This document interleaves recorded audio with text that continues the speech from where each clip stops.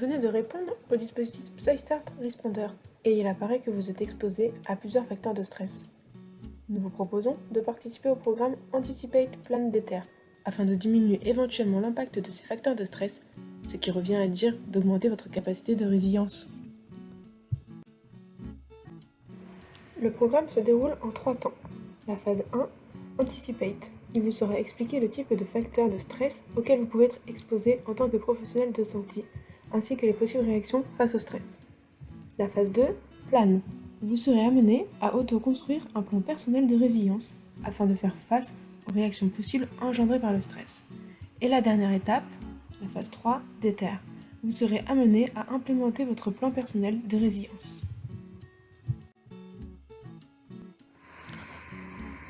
En tant que professionnel de santé, vous pouvez être confronté, entre autres, à 2 principaux types de facteurs de stress. Ceux qui sont liés à un événement traumatique ou ceux qui sont liés à l'accumulation de situations conditions stressantes. Planifier votre réponse à ces facteurs de stress maximisera votre résilience lors d'événements critiques. Les facteurs de stress liés à un événement potentiellement traumatique regroupent des facteurs d'exposition et de perte tels que être témoin de maladies sévères ou de décès d'enfants ou de jeunes adultes, être témoin d'un nombre inhabituellement élevé de décès, être responsable du triage ou du classement des patients en attente ou en soins palliatifs, faire face à des blessures graves, des maladies ou des décès parmi vos collègues, avoir le sentiment que votre vie est en danger au travail, avoir été pris en charge pour des blessures ou des maladies.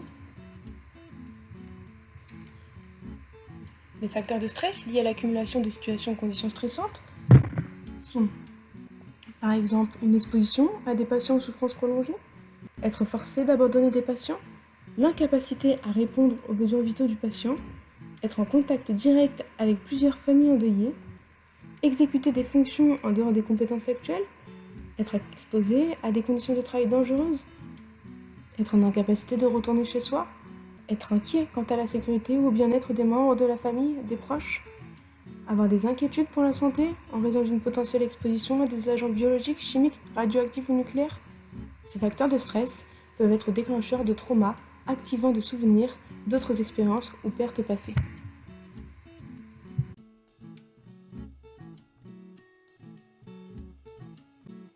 Les possibles réactions au stress peuvent être émotionnelles, comme l'irritabilité, la colère, la tristesse, la culpabilité, l'inquiétude, la peur, l'apathie ou le chagrin.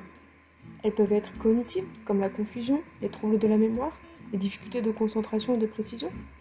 Mais elles peuvent être également physiques, comme des troubles du sommeil ou un épuisement, ou encore comportementales, comme une expression de la colère ou l'irritabilité, un abus de substances, un isolement, une surcharge de travail, ou ne plus prendre soin de soi. Les déclencheurs sont des rappels d'un stress traumatique antérieur déclenché par la réaction actuelle par le biais de la vue, des sons, des odeurs ou des pensées.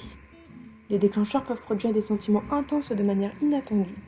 Par exemple, l'interaction avec un patient pédiatrique déclenche des images ou des pensées de vos propres enfants. Apprendre à identifier et à anticiper les déclencheurs peut atténuer leur impact. La phase 2 consiste en une autoconstruction d'un plan personnel de résilience se basant sur 5 items. Vos réactions attendues face au stress, vos défis de réponse attendus, c'est-à-dire les difficultés auxquelles vous êtes confrontés, votre plan de soutien social, c'est-à-dire la liste des personnes qui peuvent vous aider et vous apporter leur soutien, votre plan d'adaptation positif, c'est-à-dire les moyens que vous utilisez pour faire face au stress, et enfin les facteurs de résilience.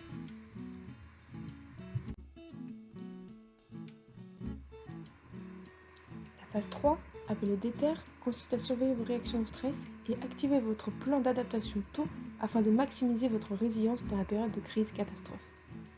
Ainsi, durant les 3 prochaines semaines, surveillez votre stress dans cette période de crise et activez votre plan de résilience dès que possible. Pour cela, une fois par semaine, remplissez le formulaire de PsyStart R à la fin de votre journée de travail. Si l'un des facteurs de stress de PsyStart R est présent, alors révisez votre plan de résilience personnelle, y compris l'activation de votre plan d'adaptation positif. Si vous ne l'avez pas déjà fait, voyez si vous pouvez considérer vos collègues comme faisant partie de votre plan de soutien social. Enfin, sachez qui appeler dans votre établissement si vous constatez que vous êtes confronté à un facteur de stress particulier ou que vos réactions aux facteurs de stress sont intenses perturbatrices ou durent plus longtemps que quelques jours ou semaines. Pour toute question, veuillez contacter contact@psycovert.org. Nous vous remercions pour votre écoute.